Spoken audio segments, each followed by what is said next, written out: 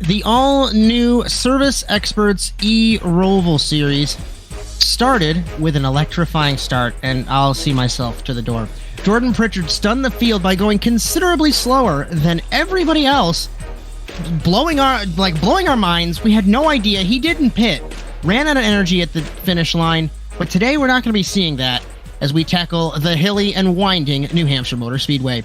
Despite winning the race, Pritchard does not come into tonight's race as the points leader, on paper at least. Stephen Thompson technically comes in as the points leader, 2 points ahead of Pritchard, but will miss tonight's race due to a real-world work commitment. But something we'll see through this season is the prevalence of the drop week, so Thompson just needs to make sure that he doesn't have any other bad races or miss any other races this season. We'll be watching with excitement as we welcome you to the Service Experts eRoval series with Bryan Sawyer in the production truck and Cody Erdmann next to me in the commentary cube. I am Josh Mertz as we are live from the New Hampshire Motor Speedway in Loudon, New Hampshire on the Automotive Sports Network. Our series and coverage are brought to you both by the Service Experts Advantage program. Get worry-free comfort at one low monthly payment. For more information, visit serviceexperts.com. Cody, last week, like I mentioned in the opener, Pritchard blew all of our minds, didn't stop, truly proving that slower is faster. He did so well that you hired him for sequential sim sport, but we won't be seeing that slower is faster mentality this week. What do you think? Yeah, happy to be here in New Hampshire, ready for round 2 of this series. Was super impressed by kind of Jordan's mentality there, and so he wasn't signed up with anyone, so we're looking for smart drivers like him, and I felt like it was a perfect fit, so we just decided to sign him on board. So he's rocking now a sequential car for here. And yeah, last week, I don't think either of us had an idea what we were getting into, and what we saw after round 1 was completely wild. It was, like we said last week, it was motorsports chess. Now this week, after the guys have done some testing throughout the field, they've realized that for the future they don't have to pit, so we won't have to worry about the pit strategy. So now we're going to see these drivers just in a full-out race for a shorter distance. I believe the sprint's 15 minutes and then the 35-minute feature. So as they're wrapping up here qualifying. As we get ready for heat or the sprint race, so 15 minutes, then we'll have the 35-minute feature race. In our feature race, Destino Motorsports has sponsored the fastest lap, so we will have the Destino Motorsports Dash Award, and whoever gets that fastest lap at the end of the event get a $5 iRacing credit. So we will keep an eye on that. As really quick points, Thompson, 38 points, Pritchard and McCoy with 36, Broderick Johnson, 33, and Ian Lane, 29. So like I said, basically a tie at the top 2 there for the points as we take a look at the grid for our sprint race. Ian Lane, Michael McCoy, Jim Schofield, Jordan Pritchard, Broderick Johnson, all the top 5. Top 5 are within half a second, and actually top 7, top 8 are within 1 second as everyone gets on grid here. Missing a couple cars just yet, but Jordan Pritchard rocking that ASN car. So it's good to see our logo. We won't be biased, I promise. So as I think we're waiting for a couple more guys to grid up, but we will wait and see here. And I'm really excited about this track here in New Hampshire. NASA Rallycross raced here, running a different layout. We'll go over that in a minute. Green flag for the sprint race. Ian Lane gets a great jump over McCoy down to turn number 1. It's not using the oval. We use this little chicane here on the inside. Side by side, Johnson with Schofield. Johnson does not get by car number 47. We have 16 cars here this evening. 1 car around in the back. It is Jordan Pritchard in the 9. We hyped him up at the beginning. 1 car around as well. It's Nicholas Isidro in the 424. So 2 cars out already, basically. 2 cars in the back. It's Mathis with Aaron Totten contact as we take a look up front as Destino gets together. A lot of calamity here, Cody, on this first lap. Yeah, this is pretty much a kind of a short track for these cars. Real tight corners. The road's not that wide either, so it's going to be really interesting to watch these guys go from Daytona to here. We have another Destino Rex right in front of Logan Lax in the 25. So Destino spun around again. 1 car off in the back. It's Martin Mathis as we take a look up front. As we are currently looking, it looks like for 3rd and 4th, it's Johnson and Schofield there. As Crone also spun out coming back onto the oval. Such a tricky track to get right. I was mentioning right at the start there. NASA Rallycross ran here once, and yeah, I haven't gotten farther than 2 minutes without a NASA Rallycross reference. We ran here, and it's a tricky track in those cars, and especially in these cars. And I agree with you. You have the wide confines of Daytona Beach, and then almost like a street circuit with how skinny the road is. It's a lot like the Hungaroring, very hilly and winding, but still very narrow, easy to make a mistake. Yeah, it's literally coming in kind of... I'd almost call this a carousel in a way. It's kind of like a hairpin carousel, though, real tight. You can almost run, it seems like progressive banking through the S's, now coming back down the hill onto the oval, which you got to watch out for that curb, because that curb's massive on the inside. It'll send you. As when NASA ran here, we ran the infield road course of 3 and 4 instead of 1 and 2. And we'll see some cars go under that yellow line, completely legal. You might be used to NASCAR where they can't go under that super speedways, but you can do that at these tracks. And you got that flat track there. Get a little bit more grip. Maybe use the banking on the right rear to get the car to rotate. And certainly, we're going to have some fun all evening long here on the Automotive Sports Network. We are already catching up to a back marker, Martin Mathis in the 14. So Ian Lane, last lap, was a 1 minute 4.753. McCoy was a 1 minute 4.857. Broderick Johnson. So everyone really running that same kind of lap time for the top 3 or 4, it looks like. Yeah, as McCoy looked to kind of peek his nose at Ian here, backs off. Top 2 kind of checked out a little bit, and then there's another pairing of Broderick Johnson and Schofield. Was kind of your next little 2. As it looks like our timing tower is not working. I'm taking a look in our Twitch chat, and it does not show our timing and scoring. So, Mr. Bryan Sawyer, if you want to fix that for us. Thank you there. As I'm taking a look at Totten and Isidro off monitor, those two getting a little argy-bargy. Paul Cronus spun again, Cody, in the 38, and he is holding up a gaggle of cars, including our de facto points leader, Jordan Pritchard, up front. As we take a look at that gaggle right there for the moment, Lane and McCoy really equal on lap times, pulling away from Johnson. These 5 cars here, led by Paul Crone, who spun a couple times. To the inside goes Isidro, thought better of it. Way too far back to make a move there in car 424. Yeah, as we got this big freight train going. Not sure if the draft will really work on the front straightaway. It might, but now we're coming into the really heavy braking zone here, coming back out of the oval. And we're going up the hill. The right-hander, you're going to crest this hill, go down, compress, round the carousel hairpin. That's an easy corner to get wrong if you dip the right rear into the dirt. Clip the curb, maybe. Scoot wide, hit the curb on the left, and it's very rewarding when you get this section right, but it's so easy to get it wrong. These curbs will bite you if you hit them wrong. One groove, and then you don't want to clobber that curb like you mentioned there, entering the oval once again. Ooh, Pritchard's looking, trying to make his way around the outside of Johnston in the 404. Will Pritchard make it stick?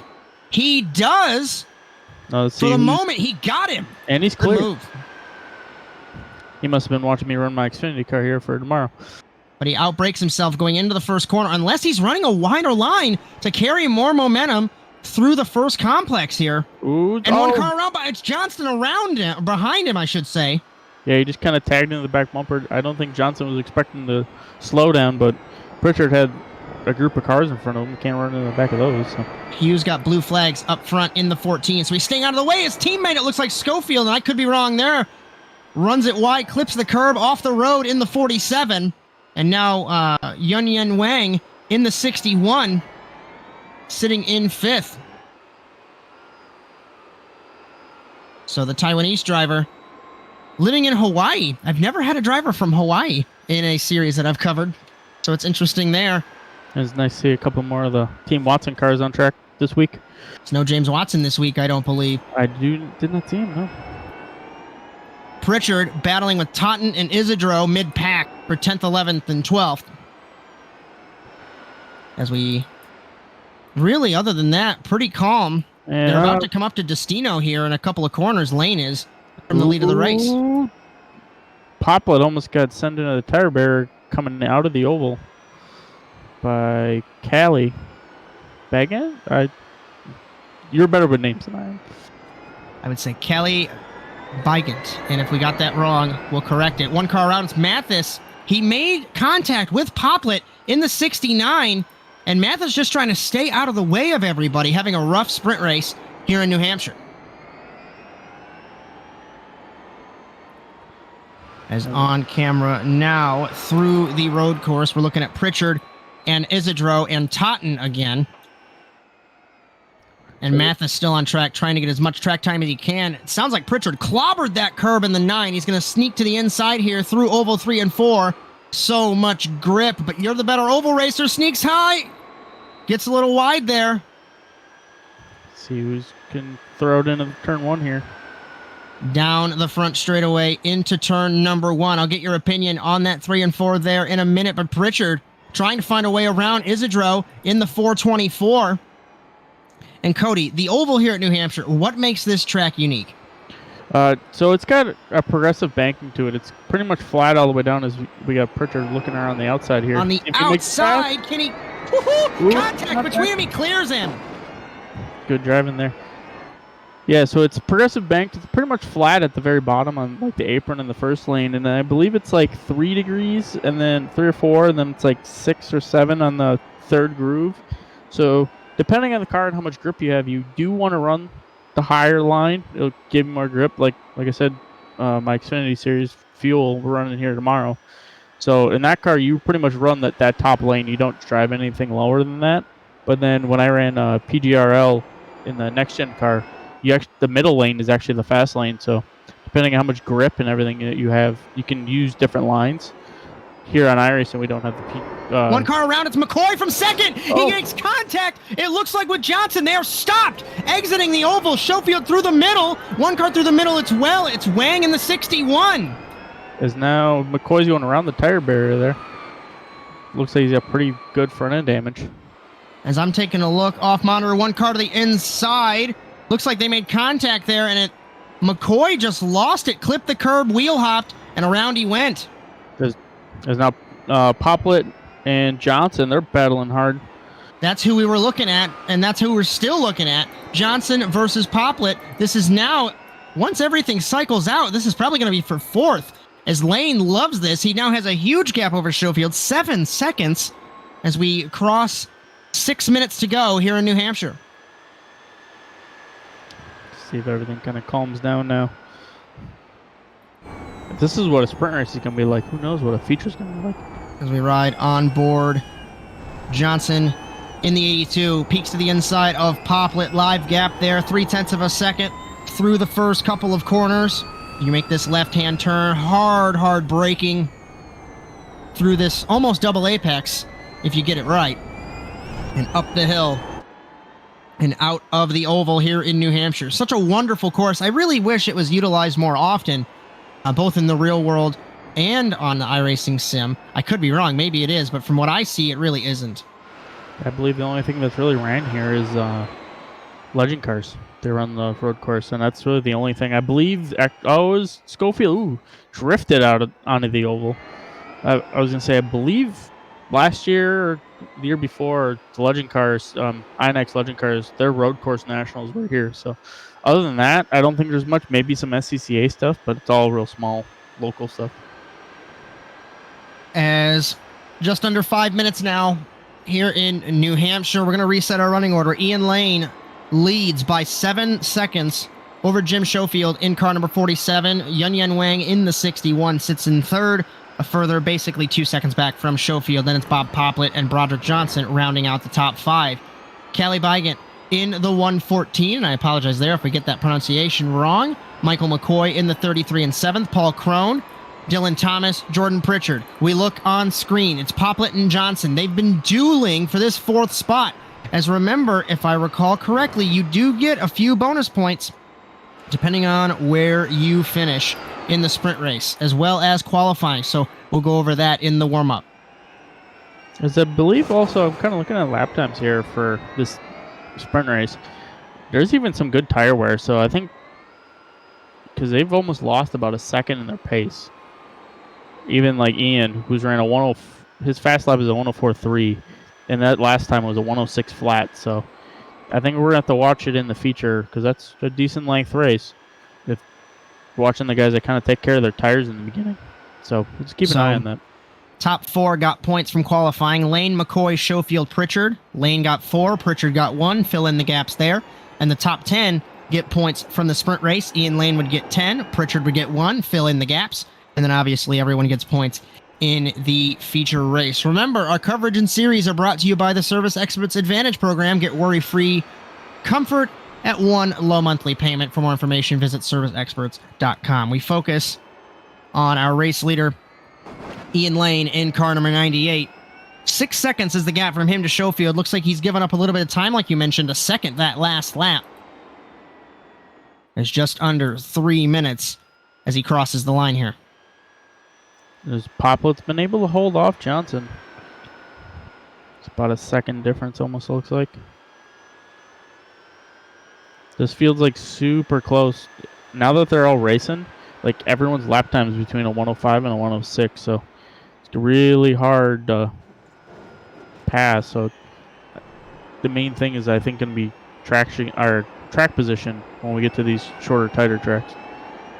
Lane, 1 minute 7, 1 minute 6 for Schofield. As we look at fastest lap for Ian Lane was a 1 minute 4.344, the Destino Motorsports Dash Award. But remember, it's not in the sprint race, only in the feature that reward is given to the fastest lap holder. As we have Poplet versus Johnson looks like, Cody, this has been the best battle through this middle portion. As they're coming up on Logan Lax, he's stuck on the inside in the grass. Hopefully he doesn't come out on track in front of people. Thought about it, but he did stop, so good move on the 25. He's going to come out in front of Bygant in the 114, crosses the road in front of her. All good, no harm done. As Johnson was down on pace compared to Poplet, who is equal to Wang on pace. One car off. Is that Pritchard? No, it's not. I stand corrected there. Apologies for that one. It is one of the TWR cars, it looks like. As I'm trying to find it on screen here. It's Matt Johnston in the 404. He was struggling when I took a look off monitor. As Bygant in front of McCoy. This is for the 6th spot. McCoy was 5/10 up on Bygant that last lap. Remember, McCoy spun right in this corner, hit the curb and wheel hopped. So down in the order is the 33, and we know he's one of the fastest guys here. Yes, we got two 3-car battles. As these three are battling out for P6. Poplet and Johnson have caught Wang in the 61 as well. Ooh, Wang got a little loose. Braking there. Got a little loose on the right-hander. Had to correct it down to the left. Poplet thought better of it to stick the nose in there. And we'll see the multiple grooves here at New Hampshire, Cody. Yeah, as Poplet running the middle. Wang had a real late apex, try to get the straightening off. Into the fence goes Poplet nearly. Ooh. To the inside goes Johnson. Huge run down the front straightaway into the first corner. Final lap of the sprint race put Johnson, into 4th. He gets that an extra point if he holds that spot. Ooh, is Poplet's looking at his back bumper. I think Wang might have got a slowdown there. That or he's getting really loose. Now Poplet dives down. Contact between them. They spin. Wang takes the spot. 3-car battle coming up. It's Bygant leading McCoy and Crone, and now Poplet down the order. And he can't flick the car around. He's got to put it in reverse. So we got 2 more cars coming here. Meanwhile, up front, we're not missing anything. We'll focus on this battle. In the mid-pack, this is for 5th. Ian Lane comes off the final corner and will win the sprint race here in New Hampshire, uncontested, 5.5 seconds ahead of Schofield in the 47. We're focused on Bygant. McCoy breathing down her neck in the 114 versus the 33. To the inside goes McCoy, thought better of it. So tricky to get this right with the multiple grooves on the apron, trying to get the run off the corner. Bygant holds the spot. McCoy comes home in the 6th spot, Crone 7th. Dylan Thomas having Pritchard on the outside of him coming to the line. And at the checkered flag, Thomas gets 8th, Pritchard 9th by a car length, and Poplet, what could have been, rounds out the top 10 and the point scorers here in the sprint. Just pure chaos from like lap 1 to the finish. So we take a look at our results of the sprint race. Ian Lane, Jim Schofield, Yun Wang, Broderick Johnson, Callie Bygant, Michael McCoy, Paul Crone, Dylan Thomas, Pritchard, Poplet, the top 10, and that rounds out the points scorers. Isidro, Totten, Destino, Mathis, Johnston, and Logan Lax rounds out the field in P16. Interesting to see how these cars behave on this track. We've got a couple minutes of warm-up, and then we will go into that feature race. What did you think after 15 minutes? Really action-packed. Kind of everyone seemed to be pretty equal. I think these cars fit very well on this track, actually, too. I was kind of curious because I know how much these cars understeer, especially on power. But it's a lot of just rolling the corners as much as you possibly can, trying to keep the momentum up. So really entertained to see. And I was actually kind of curious because I saw what layout we were running. And I was expecting the other one, like you said, where we were in the oval, 1 and 2 oval, and then the infield to 3 and 4. So I actually kind of like it this way. It gives you kind of a good run into turn 1. If we have been corrected on the pronunciation, Cali Bajent. So we have been corrected on that. See, we learn, we live, and we learn. As we welcome everyone to the Automotive Sports Network, the Service Experts eRoval Series. Cody Erdmann and Josh Mertz in the commentary box. Bryan Sawyer on the production truck. As we focus on the Logan Lax in the 25. A couple programming notes for the Automotive Sports Network this week. Tomorrow, the Overwatch Specialty Service NASA Rallycross Challenge will have the beginning of the Area 52 Designs Endurance Cup. You'll join myself and Philip Kraus in the commentary box, 9 p.m. Eastern Time here on the Automotive Sports Network on Twitch.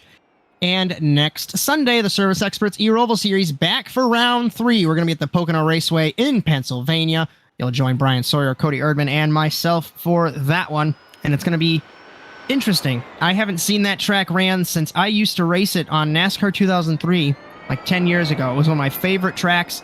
Kind of stopped doing it for some reason. So the Tricky Triangle is our next venue for this series. Which layout are we doing for that one again? I have it right here. If I can read this. Actually, there is no layout on this. So we're just going to figure it out. As I think it says the international layout. Yeah, I don't think I've even ran that one. I've been on this circuit I won't remember until I get there.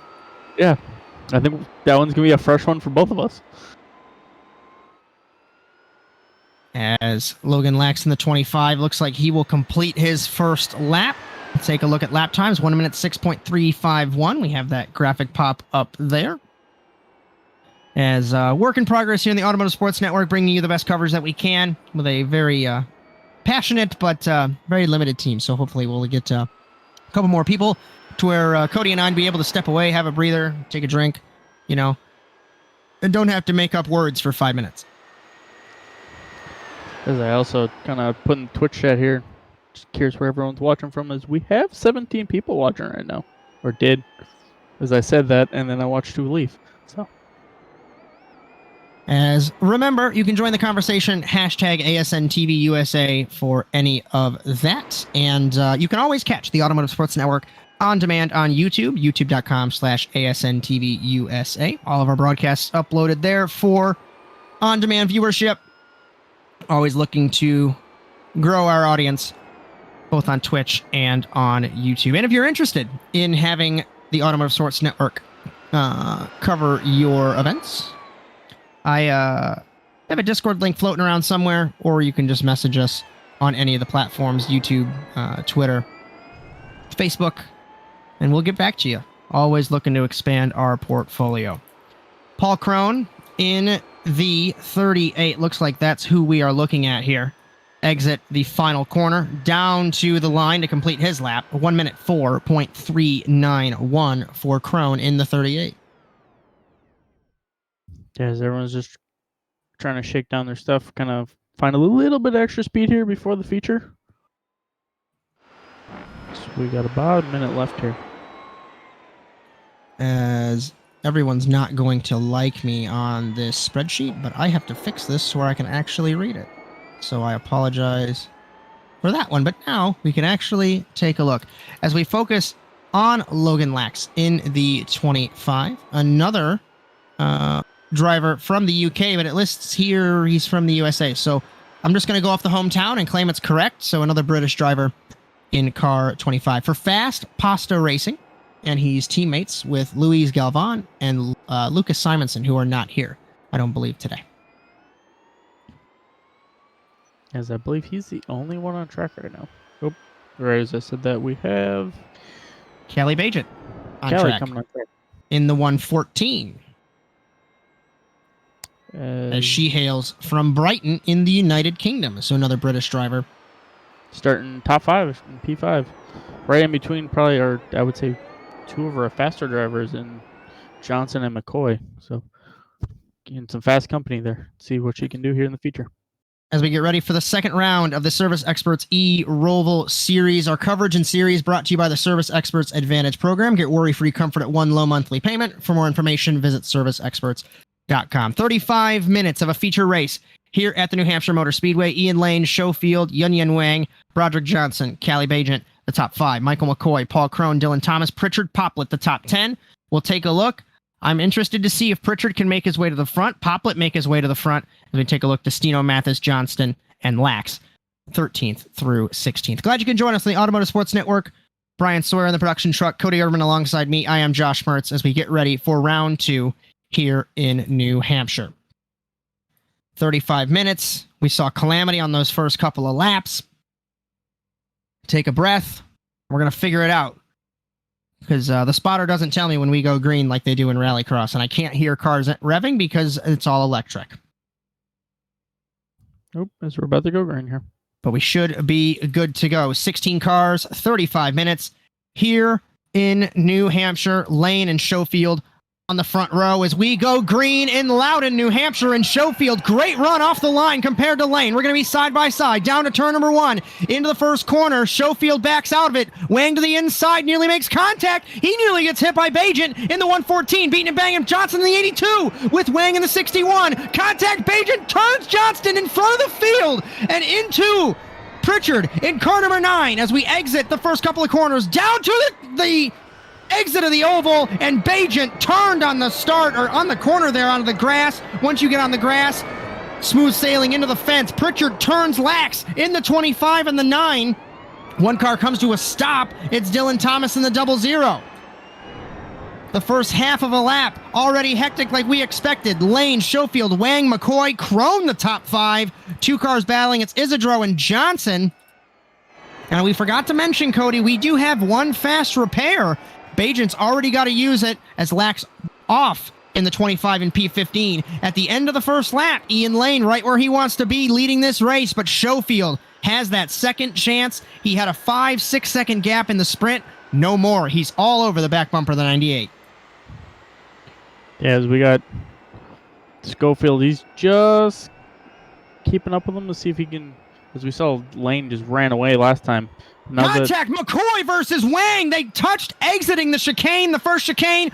Nobody's in the middle of the road. McCoy's a groove up off the bottom. 2 cars side by side going down into the hard braking zone. Johnson gets by Isidro. Isidro tries the over-under, exiting the oval. Had to hit the binders to not get into Johnson. We take a look on replay. The contact between Wang and, I think it was, McCoy. McCoy still trying to get that car turned around. He will be back in 15th place. One car around as we take a look on stream. It's Wang, in the 61. And just like I talked about, Cody, you dip that right rear onto the grass. Oh, his car doesn't stop.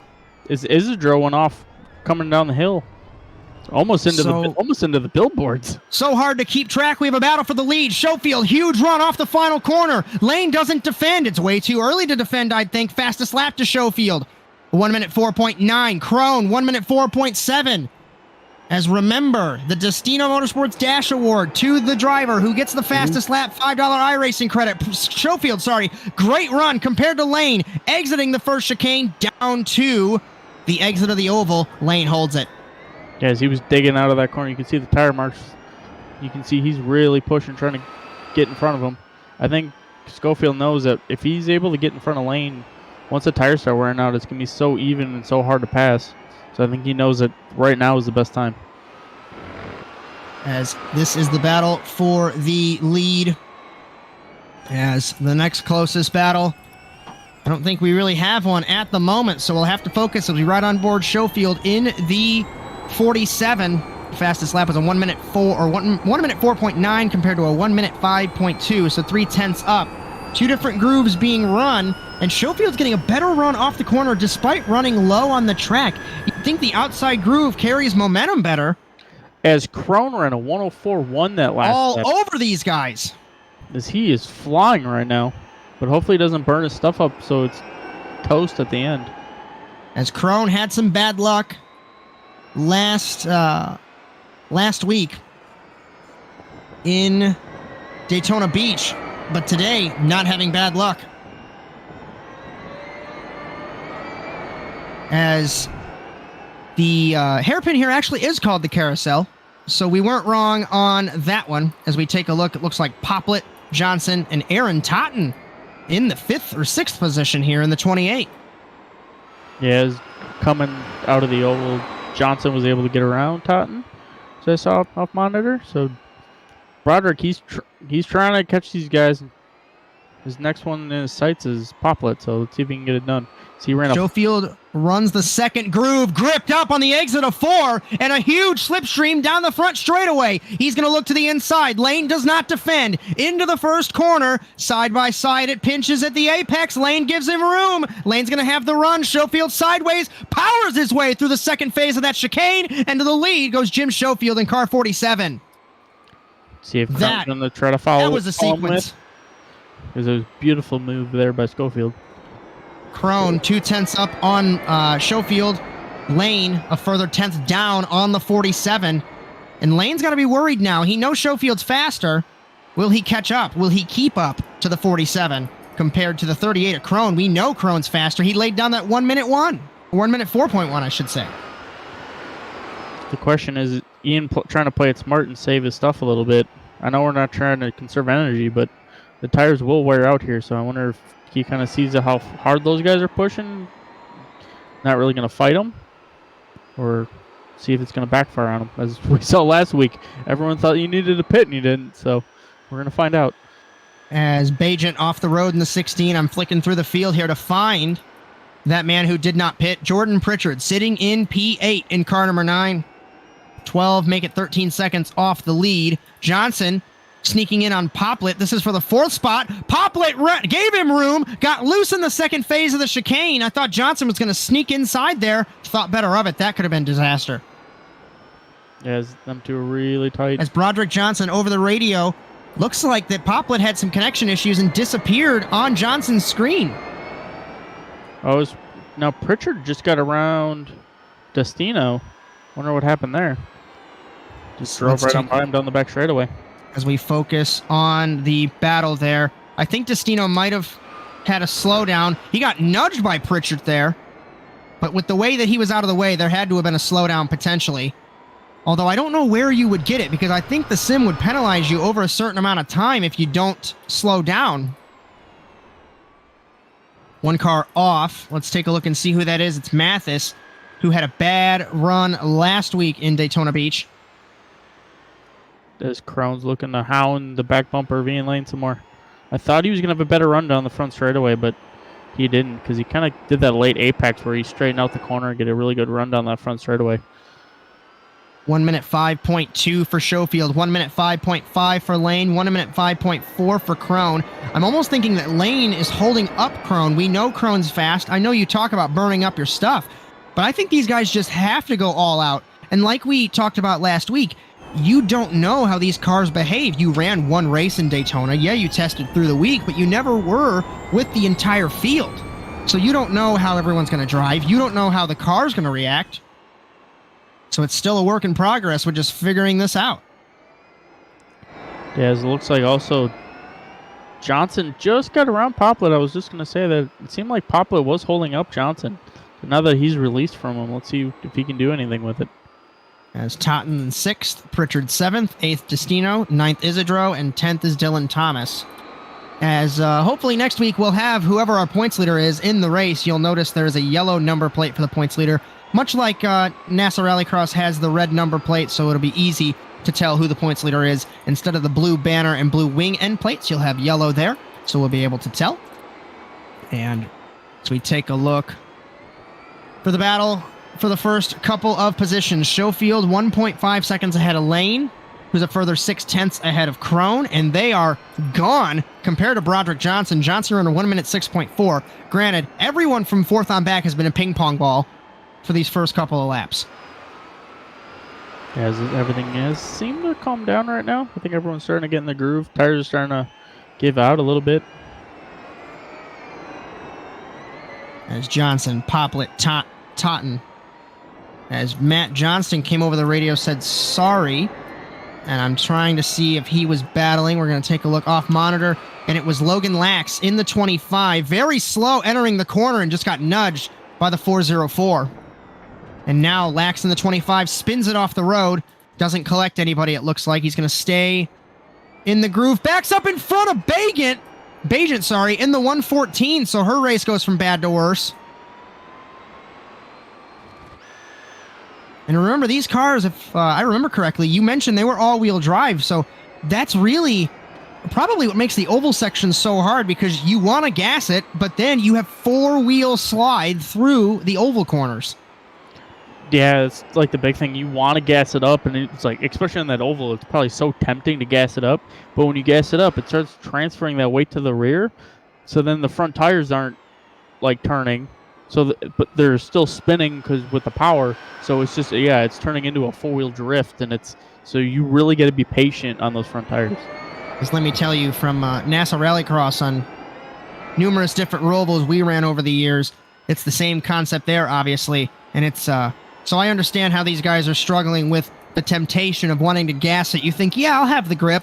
Nope. Just kidding. You don't have any grip when you full throttle through the corner. We're taking a look on monitor. This is Dylan Thomas versus Matt Johnston. This is for the 11th and 12th position.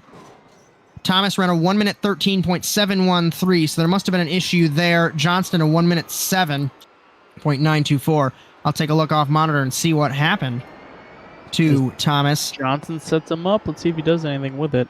As Thomas spun on the entrance back to the oval, that's why he is in the clutches of Johnston in the 404. Yeah, is it Lane falling into the clutches of Crone here. Crone certainly getting close. He was a 10th up that last lap. Yeah, them two are really only two in the top 10 that are really nose to tail. Everyone else is kind of calmed down, running their own race. As looks like that Schofield was killing his tires in the 47 earlier on, but now he's got them back down in the operating window, 2 seconds up, make it a 1.5 seconds on Lane. 2.2, of course, is going to fluctuate when one car's braking and one car's full throttle. Always misleading on your relative screen when you're racing, or I would assume even in the real world, Cody, when you're racing and you look and you say, oh, I'm so close to that guy. Just kidding. It's because he was slower in the corner and you're obviously in the straightaway. Yeah, it's always going to kind of accordion effect, especially on entry. Everyone's going to kind of tighten up, and then once whoever gasses up sooner is going to start pulling from you. So it's a little bit misleading. So you just always got to try to remind yourself almost like on each entry of how far they were from you each time to kind of gauge it, so you know if you're gaining or losing. As not that many battles going on. This is actually the battle that we have at the moment versus Crone, or Lane versus Crone. As I flicked through the field, nothing much aside from Thomas and McCoy. They're battling for 11th. We know that McCoy is quicker. He was a second faster than Dylan Thomas that last lap in the 00. And as I say that, commentator curse, McCoy spins it in the 33. And that was an interesting one. As I refreshed it on my screen, Cody, he just looped it. Wonder if he overheated the tires possibly. Off the road, 404 Johnston. And let's take a look again. And he did the same thing. Well, actually, he hit the grass. And it almost like when you hit the grass, you get dirty tires and no grip, and off you go. As we're focused now, taking a look at that replay of McCoy. And walk us through this. Yeah, it looks like he just kind of ran in a little bit too hard, too deep. Just back end came up from underneath him. I did notice that in these cars that it's really, like, there's almost no warning. It just, the back end snaps out from underneath you, kind of like a GT car, obviously. But, like, these tires seem to be a little bit different than a regular GT car, so it was kind of odd to have it just like there's no warning. It just snaps around on you. So I think he just was overdriving it there going into the carousel and came out. There's also a pretty good bump too that I wonder if he hit that a little bit wrong. Crone. So we update you on lap times. Crone was 0.2 down that last lap on lane. We're focusing now on Isidro versus Youngyan Wang. This is for the 9th spot. Is Jeff Destino there as well? They are trying to track down the 46. Isidro in the 424, Wang in the 61 for Team Watson Racing. As Wang seems to be the fastest of this group. As it looks like Matt Johnson is our first casualty of the evening. As we started with 16, we now have 15.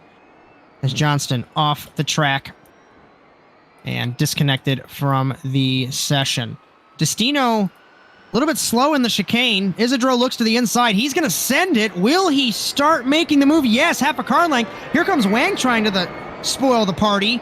Nearly made it 3 wide in that section of track, which you can barely fit 1 wide. You look like you could fit 2? No, don't try it. I tried it in NASA. Didn't work. We're about to go 3 wide here. Oh. Whew. Is Destino really slowed up? Destino was Wang hit the curb. Just like we talked about, those curves will really deceive you. You think you can hit it, and then it just sent him wide. He's going to sneak to the inside again. Whoa. Destino gives it up. Yes, he was about to go in the grass and then into the tire barrier. So now Thomas is going to try to catch up to him. So now let's see if Wang can do anything with Isidro. Schofield still 1.5 seconds ahead of Lane. They ran equal times. Schofield and Lane did. Crone 0.2 up on Lane that last lap. I mean, if we take a look from an outsider point of view and think of this, is Crone just saving his stuff? Is he wanting Lane to make a mistake? Why wouldn't you just force the issue potentially if you're faster? I'm honestly thinking that these 3 are very even as they ran 0.2 between them 3. They are coming up on lap traffic because Lax and Mathis are both going down the front straightaway right in front of them. So let's see if someone can capitalize on that. See if someone can catch up and hit the lap traffic at the wrong point. So kind of curious on how that's going to play out. Mathis and Lax battling. This is for position for P13.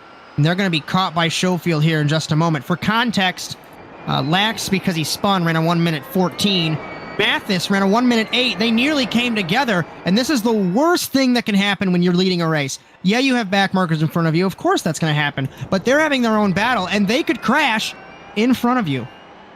Yeah, that's probably the worst thing you want to see. Because you hope they just kind of settle out right when you get there so then you can get around them. Hopefully they play nice. Schofield pounding these 2 lapped cars. I would say that blue flags are going to occur, especially with the room on the oval that you have, but we'll have to wait and see. Usually it is, of course, the road racing etiquette. Lane has taken a couple tenths out of the gap, it looks like, and this is where he's got to pounce, because if these guys don't, as nearly Mathis comes up, he takes the race leader out! Contact between the back marker! In front of him. Schofield comes into lane, and the top 2 have crashed! The top 2 have come together! Lane stays on track. Crone comes to 2nd. And Jim Schofield out from the race lead. I don't know if I should say this on a live show, but where were the blue flags for the lapped cars? And that's exactly what we talked about. Wow. Let's take a look at this. He just drives like the leader doesn't exist. He comes up off the corner and turns him. Yeah, quite frankly, that's unacceptable. I hate to be that frank. That's crazy. Yeah, wow. that was not paying attention to your big review mirror that you have on your car. In front, unbelievable. So let's see what happens now. So Lane does have some front end damage. See if that does hinder him. Is now Crone. This is a battle for the win now. Let me take a breath. As Johnson, too, he's kind of caught up to these guys because of that. Johnson could come in here and steal one. I'd be fuming. Oh, so would I. More than I am now. And I'm just sitting here. But let's reset. Ian Lane, the save of a century to not get involved is more than he did. He's got damage. We'll go over that in a minute. But Crone, despite the contact, Lane still ran a 1 minute 8.9. Crone ran a 1 minute 8.7. Cody, the front end damage. You've driven this car more than me. It's Jim Schofield. We're listening to team radio. As I don't think on this track, I think if we were at Daytona, I think it would be a bigger issue, with Daytona being more of an aero track. This is kind of like, I would say, the series like Bristol or Martinsville. So I don't think the aero is going to be that much of a difference. It may be a little bit of a hindrance down the front straightaway, but I think that's the only area that it's going to be a problem. As thank you for picking me up on that. I don't know if we can have team radio on the broadcast, so I didn't want to talk over it. I was just trying to listen. Jim Schofield, it is what it is what I caught. And Mathis explained that his spotter didn't clear him, but that again goes back to that awareness. You have a relative screen. Pay attention to that. Don't worry about the spotter. Stay out of the way. Yeah, I'll get off my soapbox now. No, you're all good. I promise. Like I said, too, there's a big rearview mirror that's in the car. That's just kind of how the next-gen cars are for NASCAR. That's a pretty big screen to have your mirror. It's right in front of you.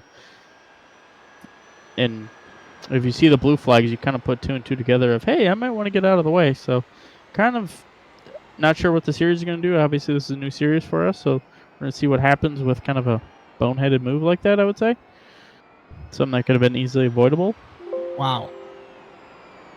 So, we've got 15 minutes left to go. We have Lane and Crone battling for the race lead for the win.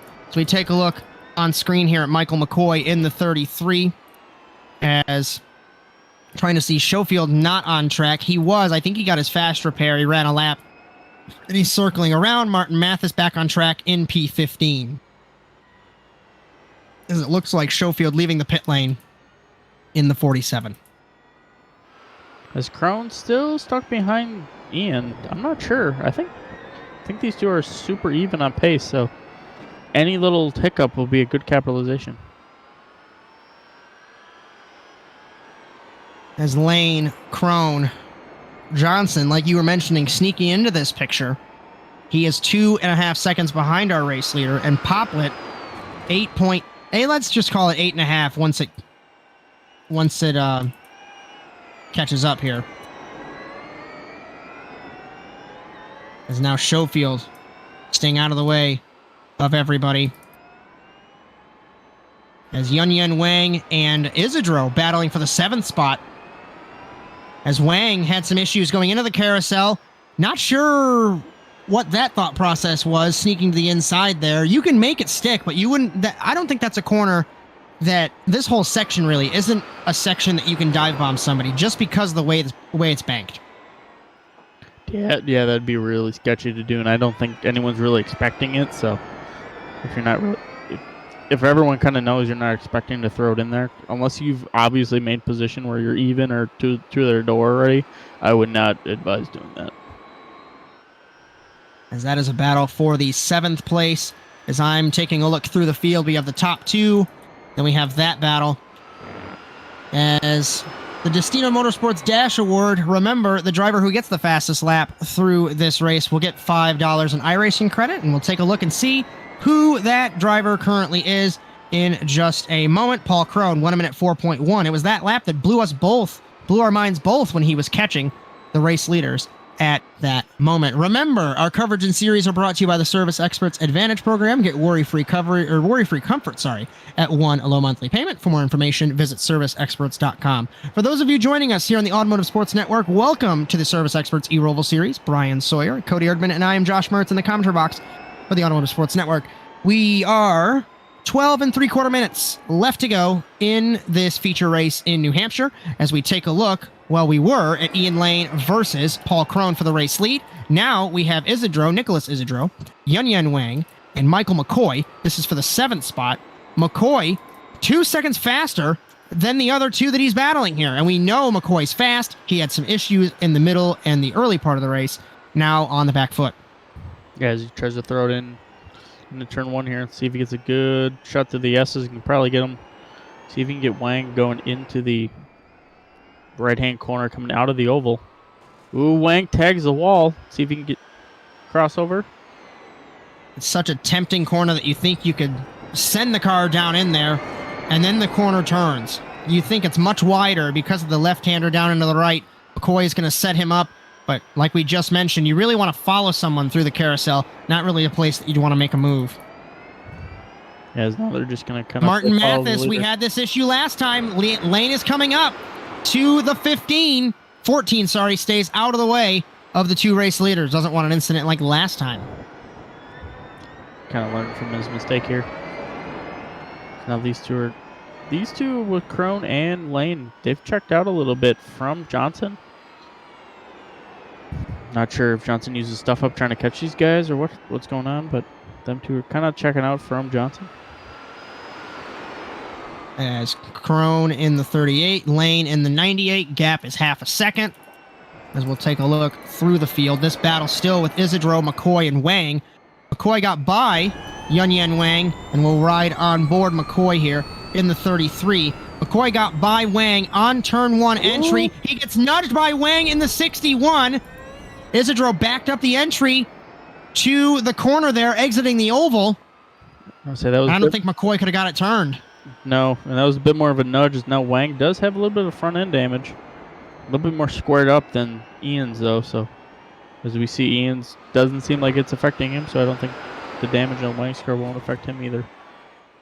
Wide is Isidro on entry, taking a late apex, braking, getting the car down to that curb.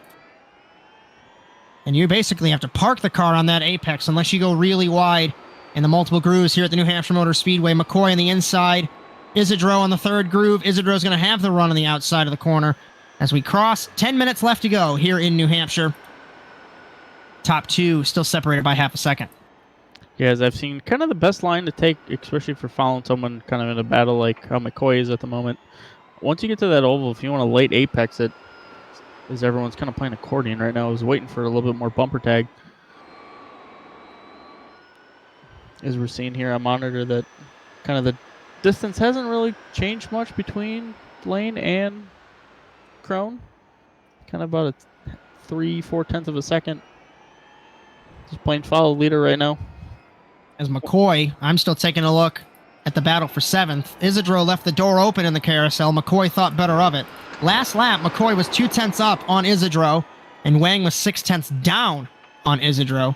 But Wang's able to hang on, almost like a DRS train effect, even though, of course, there's nothing like that. Looks like McCoy got a better run exiting the oval to the inside, side by side. Will he push up? No, he stays on the groove, the bottom groove there. Isidro tried to stick on the third groove, got to the power, and holds the spot. Yeah, as it doesn't seem like you can... Deep on the brakes goes McCoy. Needed to get by him. Takes the 7th spot, hits the curb, back out in front contact, and McCoy gets spun or spins again, gets hit by Wang in the 61, and now he's got to wait for the couple cars to go by. He's got to wait for Callie Bagent in the 114 and Dylan Thomas in the 00, and that might have been desperation, Cody. Yeah, as I was looking on our one monitor that has the blimp cam, and Destino off monitor, kind of irrelevant, has plowed the wall in the 46. Continue your point there, but he ran it wide, clipped the grass into the fence from 11th spot. Yeah, and it was sitting right above that battle, going through that chicane section, and McCoy wasn't clear.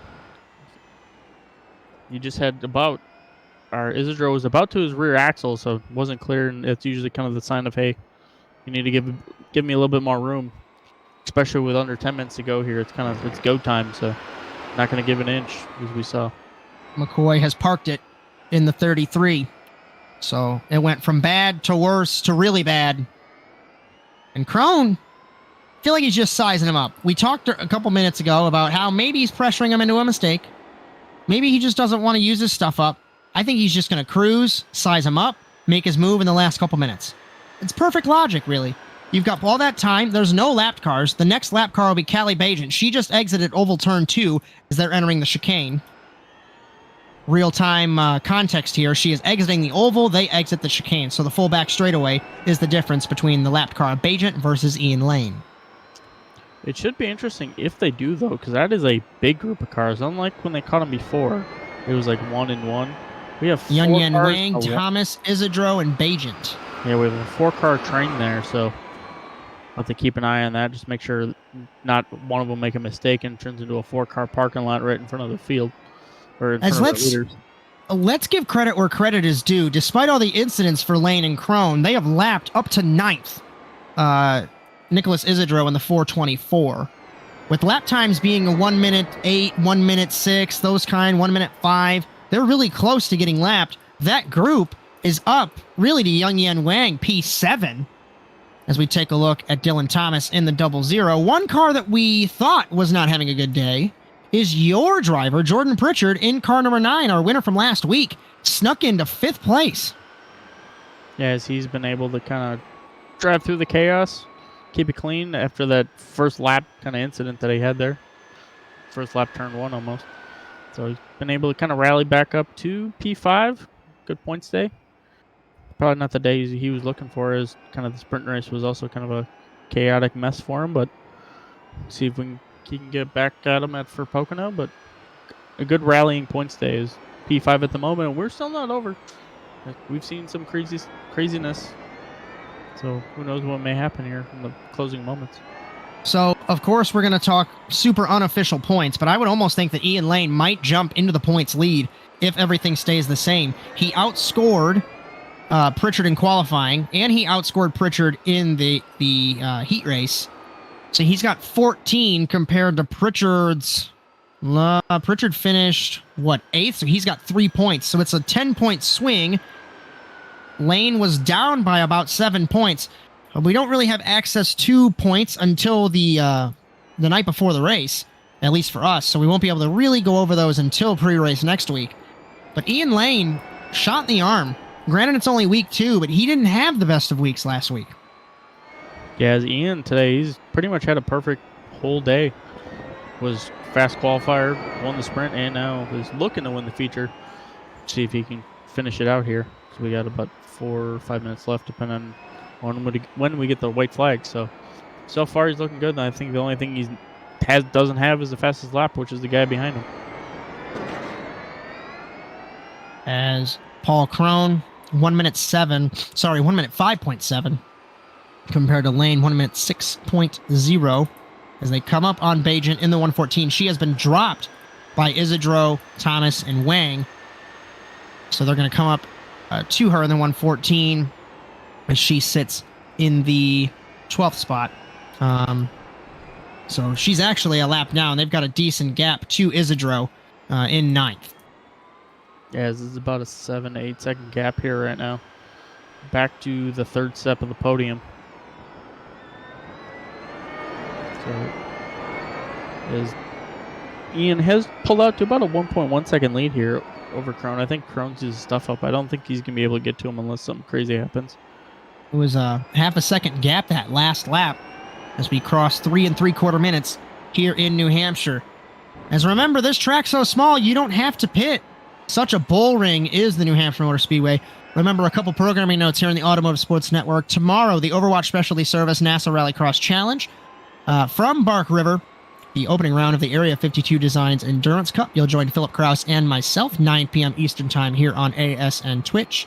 Next week, the Service Experts eRoval Series 3rd round of the championship as we take a look on monitor. Isidro frantically trying to get by Dylan Thomas, interrupting my ad read into turn number 1. Isidro sneaks to the inside, takes the 8th spot away from Thomas, as these Service Experts eRoval guys will be back next week at the Pocono Raceway, 9 p.m. Eastern Time. Bryan Sawyer in the production truck, Cody Erdmann alongside myself, Josh Mertz, in the commentary cube.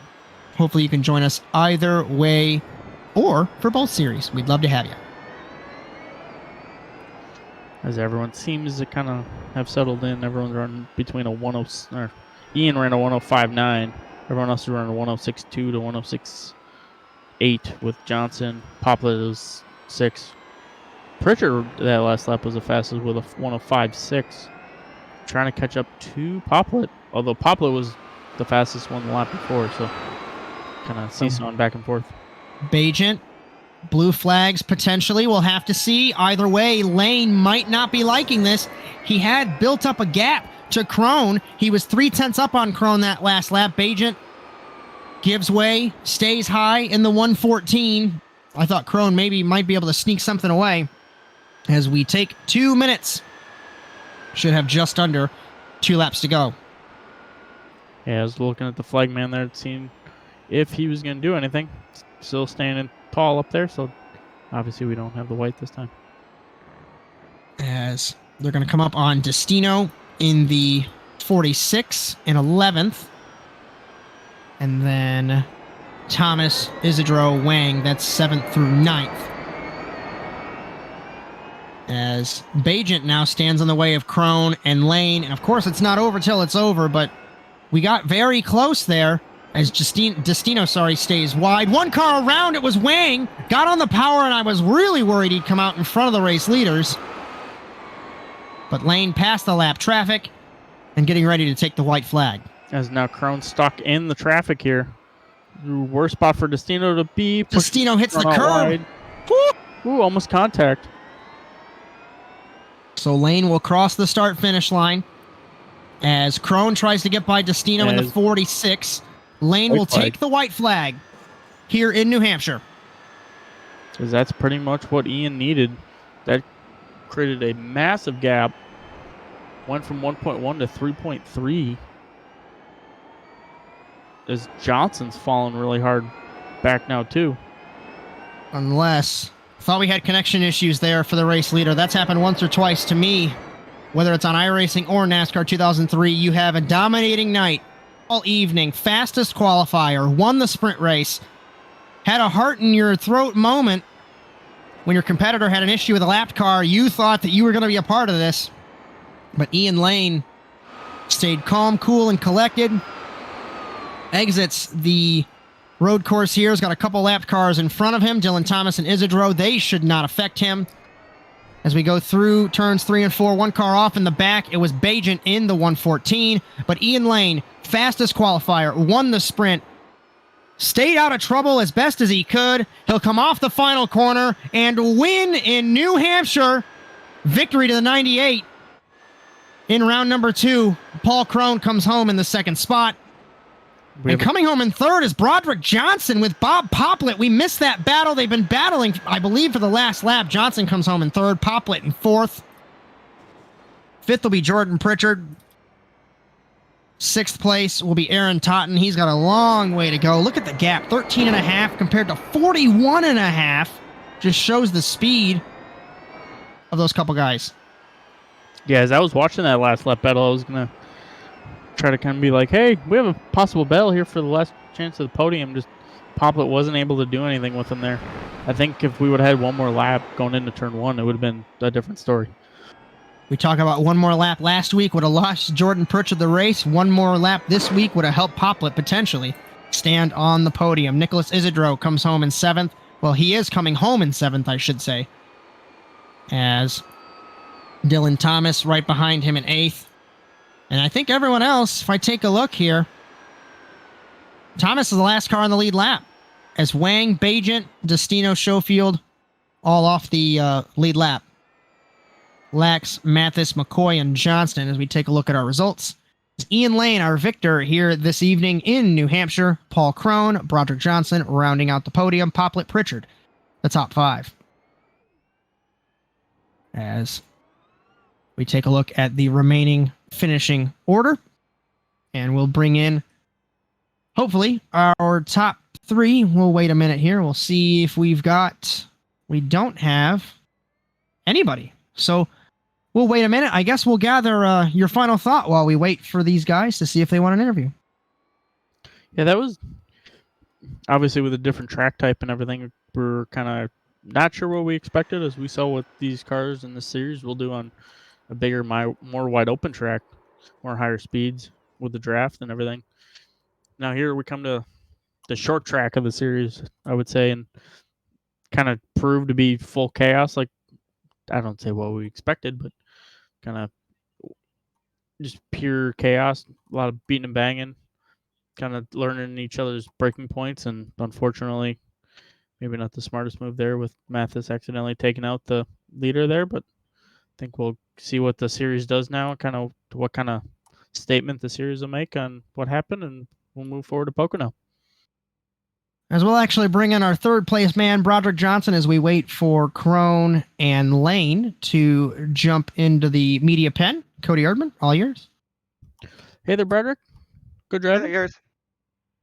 How's it going? Oh, pretty good up here. Watch this great race you guys put on. As you had a pretty solid day, kind of pretty quiet, I would say. Running top 5 all day, coming out on the third step of the podium. Were you expecting kind of being top 5 all day? You know, hard to say. I don't really know where my head's at. It was a chaotic race, that's for sure. We all knew coming in that charging the cars today was not going to be a part of the strategy. Everyone could make it on a full charge, and that it was going to be a lot more about tire management with how much we were sliding tires. So you can tell that the aggressiveness was up, especially in the feature race. I mean, just right off the bat. I feel like I had a few unfortunate circumstances today. That sprint race, I got off to a great start from 5th to 3rd and was trying to run the guys down, save my stuff until the end of that sprint, and just got caught up in a wreck there with Michael. I know that it's not necessarily his fault with how these tires wear out, but finished okay and wanted to try to get a good start in the feature, but just got caught up early on in lap one traffic. Feel like I got pinched a bit, but all we can do is pick it up and finish where we finish and move on to the next one, I think. So overall, you got to be pleased with 4th in the sprint and 3rd in the feature, I think. Yeah, that turned out to be a really good point. It's one thing I noticed too that I thought I saw it would be more of a factor in the sprint race. When the tires were wearing out, did it kind of just plateau? Like it seemed to kind of wear out in the first like 5 to 10 minutes, and then it plateaued off. Is that what it felt like, or? From my perspective, it didn't. The tire wear wasn't too bad in the sprint race. The times definitely, dropped, but the grip was still relatively there. I think that the big thing with this track is no one expected it to be as hard as it was to pass.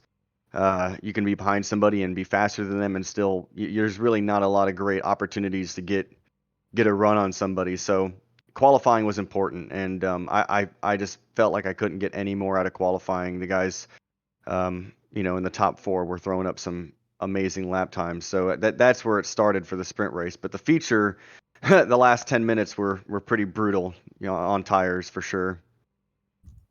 Daz, is there anyone you would like to thank that got you on the third step of the podium tonight? Yeah, glad to be back 2 weeks in a row. Finished where I finished. Obviously want to thank Service Experts again. Once again, thank you guys, everyone else that came out. Forgot to thank my team last week. Got some crap for that. So got to thank Firestorm as well for the support those guys give me. Definitely would not be the road racer I am today without them. Not that I am, anything that they are right now, but hats off to those guys for everything they do to put up with me. And yep, on to the next one. For sure, as well. Hopefully we'll talk to you again for third week in a row in Pocono. That would be nice, guys. Hopefully. As I got one more for you, Cody. It's our second place man, Paul Crone. As Paul, it's Josh and Cody up in the commentary box. You got us? Maybe. Oh, he unmuted. You got us? Yeah. We'll wait a minute. We'll see.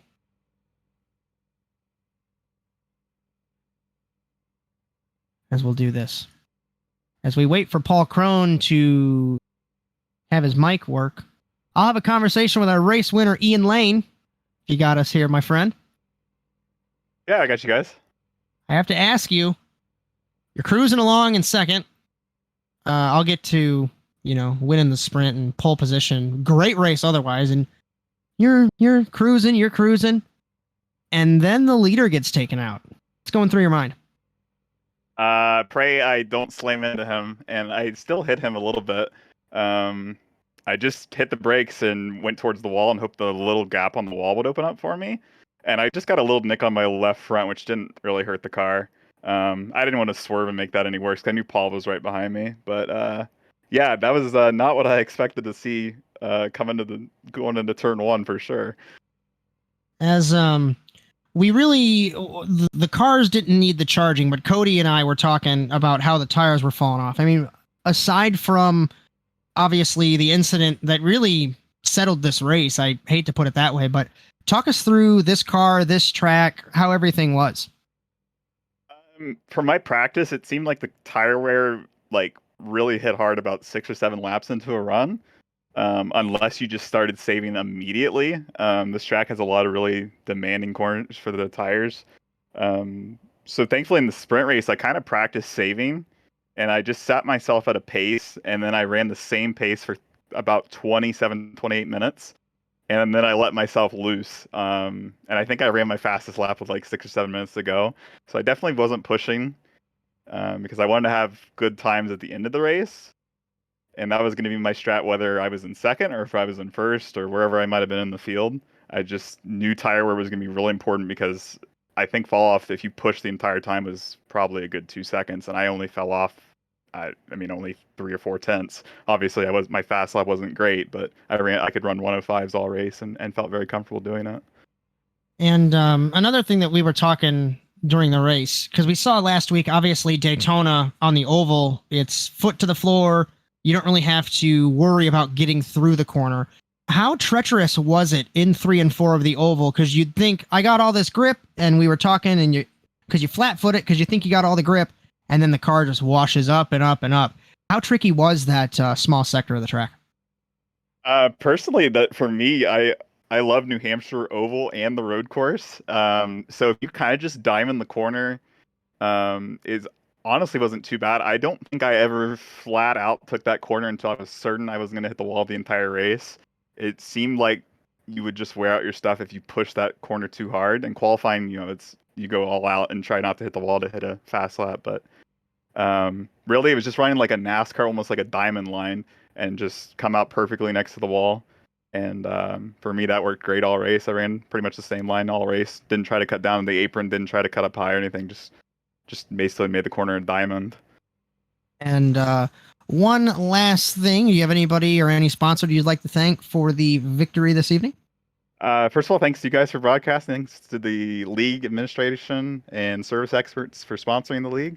It's a cool idea to run these tracks we don't see a lot. I don't think we've ever seen New Hampshire Roval on a serious iRacing official schedule, and should be run more. It's actually a great track. And thanks to my teammates at Sunshine Autos. And yeah, can't wait to be back wherever we are next week. I think it's Pocono. We are going to Pocono, and we were unofficially talking. You might be way up in the points battle with your sprint, in the pole position, and the feature race win. Cody, you got anything for our race winner? No, just want to say congratulations on pretty much having a almost perfect day.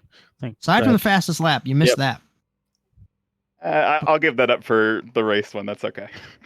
But thanks, guys. All right, my friend. Have a good evening. Good run tonight. We'll see you next week. Thank you, guys. As we'll try and bring in Paul again. Paul, you got us? Yeah, I got you. How you guys got me? We got you, and Cody Erdmann has this interview with you. All right. Hey there, Paul. What were you thinking there when you're going down the front straight when you watched your leader that was about 3 seconds in front of you accidentally get taken out by a lap car? What were your thoughts on that? Oh, man, I couldn't believe it. I mean, that's the best thing that could have happened for me. I guess, and Ian, too, he was starting to run away from us, although I don't know if tire deg was going to affect him towards the end of the race. But, yeah, man, I had to honestly, I just started laughing. I was like, no way, I couldn't believe it. Yeah, it was in a way commentator's curse as we were like talking like hopefully nothing happens, and then something happened. As you were kind of pretty much like right on the back bumper lane there for, I would say, 90% of the race until you got kind of stuck in traffic there and he was able to pull away. You think you just kind of wore the tires out a little bit, or did you think you had something for him and just wasn't able to capitalize?